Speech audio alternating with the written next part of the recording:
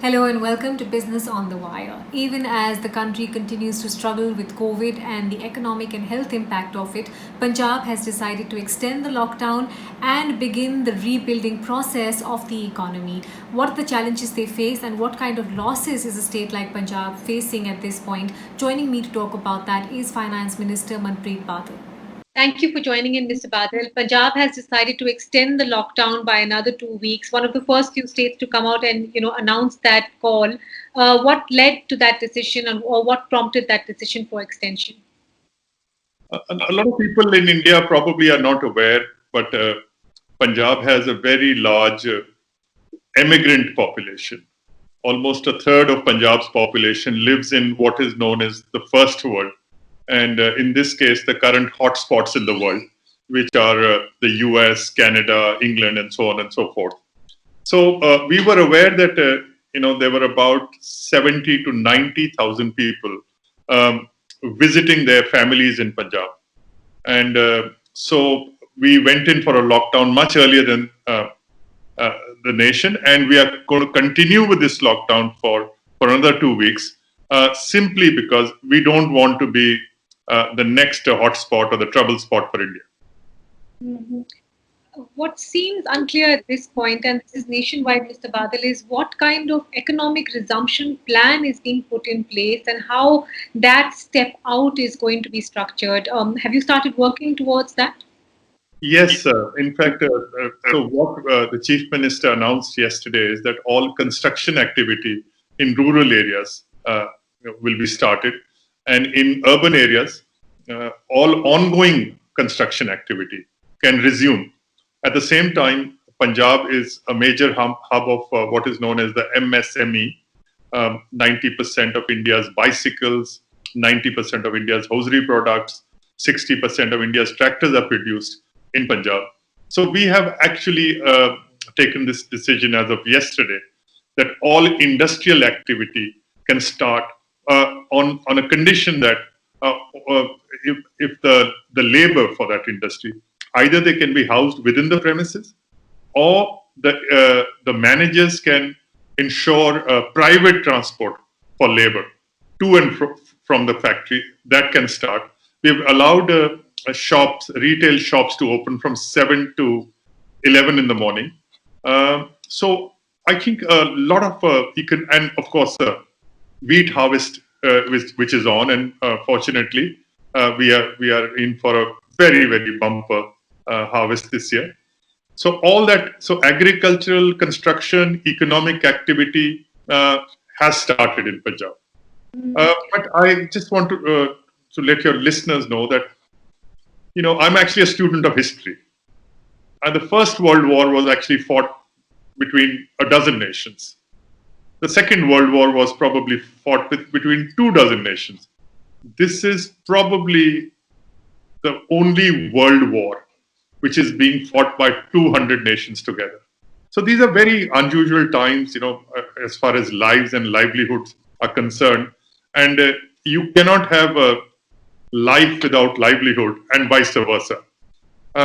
So there is obviously a tremendous amount of pain all around, of people having lost their jobs, or businesses having posted big revenues. But what one of the most famous wartime leaders of England, Winston Churchill, once said, that if you're going through hell, just keep going. So we have no other option but to just keep going. That may be true, Mr. Badal, but it seems like a private hell that states seem to be stuck in of their own, where there is no access to funds, where they are bleeding because there are no revenues being generated, certainly not, in terms of GST. Is it your fear that it will get to a point where state governments just simply run out of resources to fight against COVID or to keep the relief efforts going? As far as the relief operations is concerned, you'll have to believe me that Punjab has had this cultural tradition of neighbor looking after neighbor, mohalla looking after mohallas, city looking after city. we've been through a very turbulent, we have had a very turbulent history, right from the Greeks to the Huns to the Tartars to the Afghans to the Mughals to the British. So Punjab has been, and of course the partition, and then the 62, 65, 71 war, then 71. There is no generation in Punjab which has not within its lifetime seen some crisis or the other. So we are used to crisis. But you're right that if India's GDP were to fall by 1%, so that means an overall loss of about 2 lakh crores. So what the economists are telling us is that this time there's going to be a fall of 5% GDP, which means almost 10 lakh crores. So where is this, where is this, how do you make for this shortfall? And this is, of course, then going to impact revenue collection. And if there is no revenue coming in, then the welfare and the development agenda of the government is affected. And then that affects the overall sentiment of the nation and the morale of the nation. And even I would go on to say even the quality of governance. So for a very, very small state, Punjab is probably one of the smallest states of India. We've done some number crunching in the finance department. We are in the first quarter as yet. But we feel that overall, even after we defer all our developmental expenditure to next year, we will be still looking at a shortfall of about 20,000 crores of rupees for this. And where am I going to make it up from? I really don't have an idea unless, even if I were to slash every, revenue expenditure, cut down on anything wasteful, we don't indulge in. But even, what is not necessary, I will not be able to make up more than 15 to 20% of what is required. And this is hardly, the time to raise taxes because that's like rubbing salt in somebody's wounds. And then, of course, there would be an increased demand on the finance department for extra spending in either health services or even social welfare programs, including your social security program. I'm also concerned about the fiscal deficit of the state, which I had in my budget projected to be around 2.8%. That might touch about 4 to 5%. So I'm a very worried man. You had budgeted about 88,000 crores of revenues in the current financial year, Mr. Badal. Of that, I think close to 36,000 crores was supposed to come in through different taxes. How are you going to make good that shortfall that you just lined out, sir? And if you can give me a sense of, on what verticals, how much you are losing on a monthly basis in terms of what's happening on GST, on petrol and diesel, what's happening with, the liquor. So if I were to just put a ballpark figure, we're losing about 500 crores every month on petroleum, 500 crores on liquor, close to about 700 to 800 crores, or even 1,000 crores on GST. We are losing about close to 200 crores on passenger tax of public transport buses. We are losing, I think, another maybe 300 crores on stamp and registration. And of course, the non-tax revenues will also be hit because of this. So every day, my calculation is that I'm losing about close to about 150 crores or 250 to 160 crores in taxation, tax revenue, sorry. And our electricity board, because of lack of demand, is losing about 25 to 30 crores in electricity losses. I want to clarify this because it led to a bit of a social media debate, Mr. Badal, on specifically what the centre has given to the state Punjab in terms of an outgo specifically for COVID relief. What does that figure stand at so far? Well, it's very unfortunate that there are very few people in India who actually understand public finances, and especially the vernacular press. So they think that any devolution or any grant which comes, it is some kind of a charity which is given by Government of India to the state.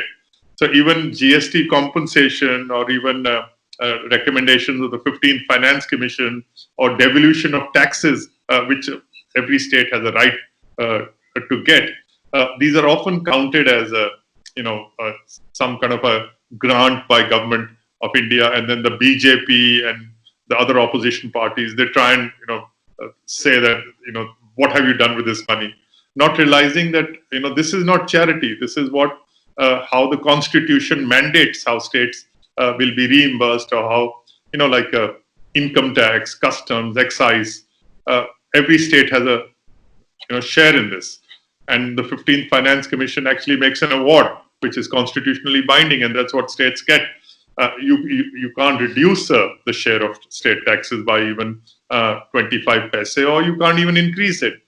But specifically answering your question on what was the relief which was given to the state of Punjab just to fight this epidemic, it's exactly 71 crores. Are you hopeful, Mr. Badal, of any large, state-focused package being created, or some kind of specific fund being created in order to alleviate the pain of states that might come from the center, or have you lost hope for that? No, I mean, actually, to lose hope is something very un-Punjabi thing to do. And my own feeling is that the government of India's hand is also, limited, in the sense that I don't think so they will be able to put through a package because they're themselves broke. And how much can they borrow and how much currency can they print? India is I'm not very sure. I'm not an economist, but just a politician. But my own feeling is that beyond a certain amount, you cannot print currency. India is just one step away as far as the credit ratings are concerned from junk status. I would hate India to get into a debt trap. I would hate it if the Indian rupee were in a free fall. Investments need to come. So my own feeling is that no package would be forthcoming. They might allow us some kind of flexibility on our FRBM limit from 3 to 4 to 5% or something like that. They may increase. They've already increased our ways and means that we can borrow a little higher than by about 60%. But that doesn't give me the satisfaction in the sense that whatever I borrow, that comes at a cost. Even though the Constitution is very specific that if any state is under stress, either internally or externally, Government of India must come to its aid. But my past experience, and I'm talking from 1947 onwards, your listeners must appreciate that in 1947, India was not divided. Punjab was divided. Bengal was divided. And the entire rehabilitation and relief work, the experience was that the state had to stand on its own 2 feet. When the 3 wars took place, 62, 65, 71, Punjab was devastated. But, we had to rebuild it all over again. So, this relief never comes. People expect it. We write letters and all. But one has to be a little realistic in assessing one's chances. So, whatever is coming, and especially when one is in the middle of battle, that is not the time to criticize anybody. I feel the time is then, this is the time when we can actually repair our fractured politics. And if we can repair it, I think it will have a multiplier effect on our morale, which is what is needed. Punjab will make do with whatever we have. If we have less, we will make do with less. If we get something, which is our right, we don't want to be seen to be, Punjab's never begged for anything. So whatever constitutionally is our right, and if we get it, we'll be very happy. But this is not the time to criticize anybody.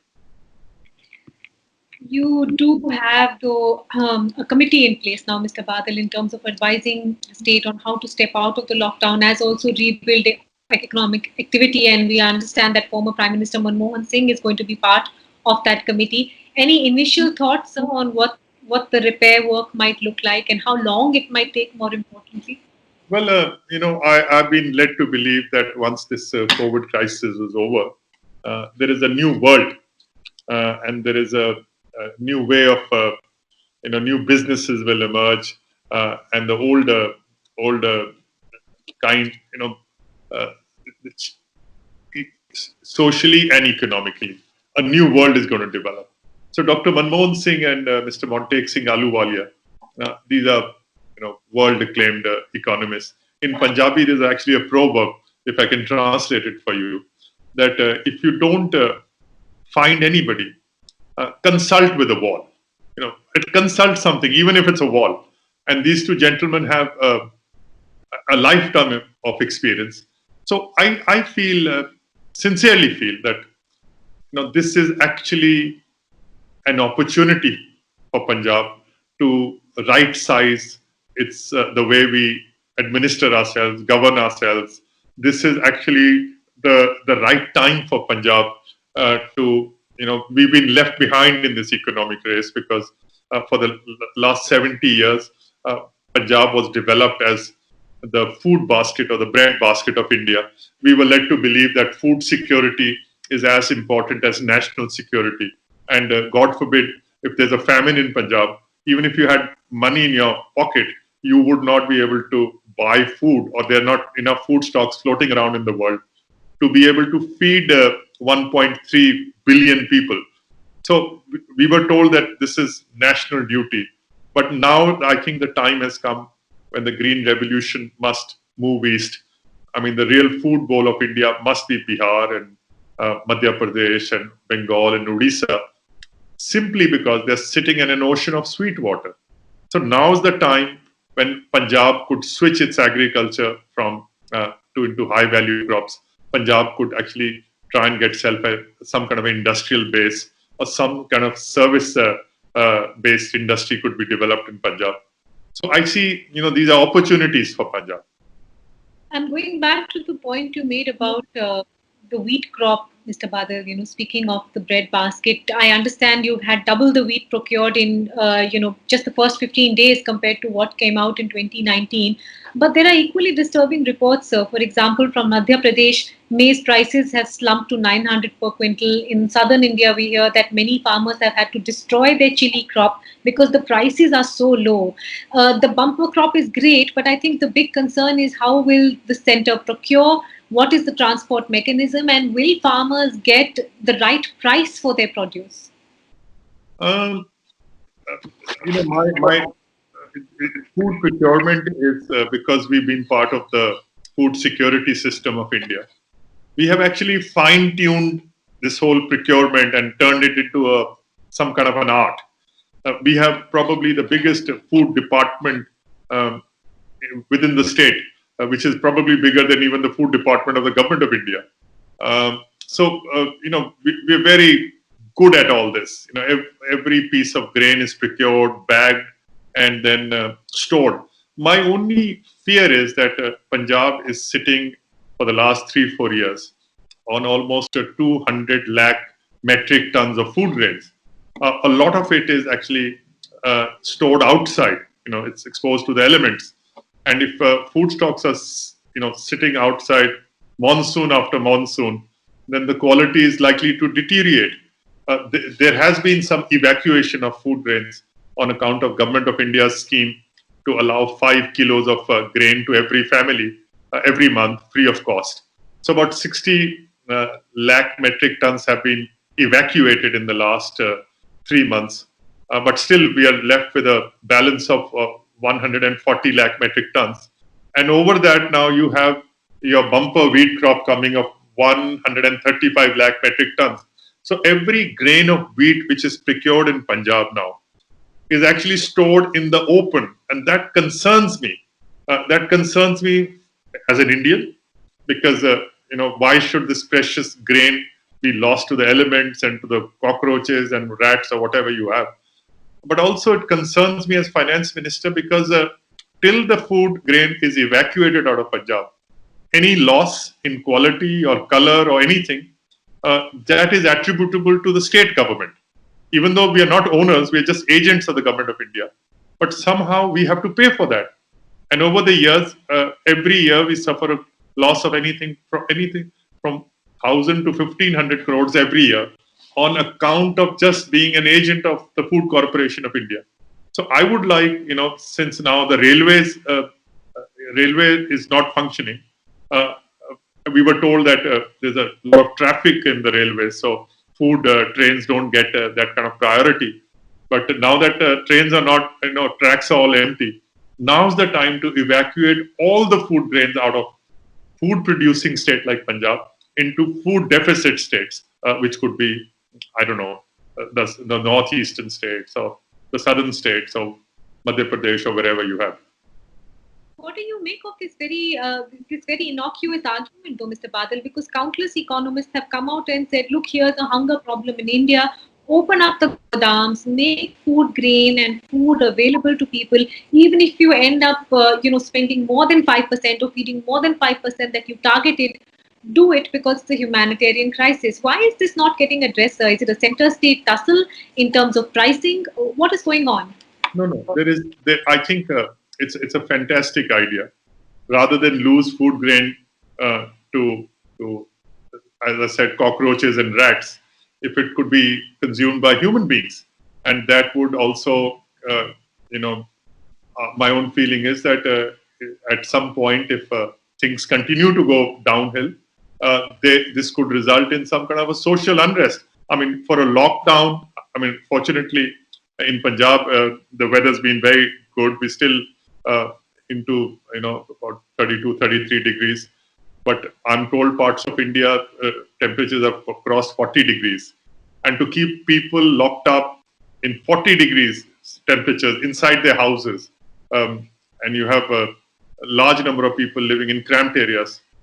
So unless something is done, it could lead to some social unrest. And distribution of food could be one way to pacify people and to ensure that people are not depressed or doesn't lead to unrest. But the food doesn't belong to Punjab, so I'm no one to comment on it. But somebody, just to be a devil's advocate, somebody would say that then who will pay for it? Somebody has to pay for it. It can't be just distributed free. But if it were to me, I'm a very, honestly, I'm a very small minister from a very small state. It would be presumptuous of me to be advising the Union FM or anybody else. But I think it's a good idea that if food allowances could be increased substantially. Let's go back to the timeline, Mr. Badal. Internally, I'm sure you've already started thinking about, how long the process of recovery is going to take. What's your sense? Is it the calendar year? Is it going to be a longer process to just rebuild the basic economic building blocks even of the state? Well, sometimes I read the reports of Goldman Sachs and some other experts, which were written 40 days back or 50 days back. And I laugh at those reports. So, these are just, my guess could be as good as your guess. I don't hold myself as an expert. I'm just a politician. But my own feeling is that even if the lockdown were to reopen, the supply chain has been ruptured to an extent that where it could take anything between 6 months to a year for the supply chain to be restored. The labor is missing, systems have gone missing. To link up all the dots may take anything between 8 months to a year. Mm-hmm. Even if we were to, fully restore the supply chain, my fear is, and I belong to rural Punjab. My fear is that where is the demand? Are you in a mood to buy a pair of new shoes today? Would you like to buy a new shirt? Would you like to buy a new car today? People have lost jobs, their livelihoods. people are in a mood to conserve money. There is not much cash going around. So this, we had got into this mad mood of consumerism. I think that's going to come down substantially. As a finance minister, my concern would also be the weak demand, almost flat demand, even if the industry were to be, pulling up full-fledged. Yeah. Finally, Mr. Badal, I've been speaking with the Finance Minister of Kerala, West Bengal. I take your point that the centre's hands may be tied financially, but there are some other simple measures which they have been asking for. For example, raise the lending limit for states, let them borrow more. Secondly, why this shutdown on liquor shops? It is a viable source of revenue for many states, especially in northern India, as also in Kerala. Any sort of conversation on that front with the centre, sir? Any rethink or any strategy in this? I fully agree with my counterparts from Kerala and Bengal, and I think both the finance ministers of these states, they're intellectually and even as practitioners far ahead of me. And especially Dr. Mitra. He's actually been a teacher of finance and economics, and we've actually written to Government of India on liquor also several times. It's been rejected. So while fully agreeing with them, and in fact, I was the one who said that it's not that as a state we promote alcohol. We neither promote it nor do we discourage it, and it's a matter of individual choice. Somebody wants to have a Pepsi Cola or alcohol, that's up to them. If somebody has disposable income and they want to drink, then it makes sense to tax that.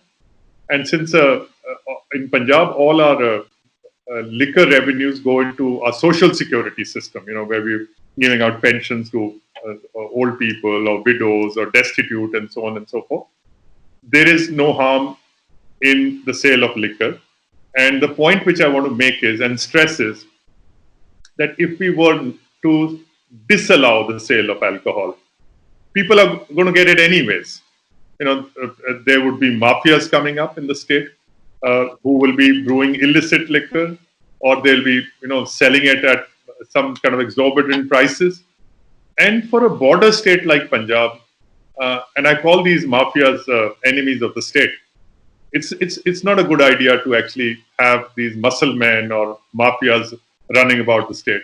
So it is in the overall interest of Punjab in India to be able to allow the sale of alcohol. We'll leave it there, Mr. Badal. I really appreciate your time and thoughts today. Thank you very much. The very best of luck to the committee and the team as they build an economic path out of COVID. Thank you for your time today. Thank you very much. Thank you.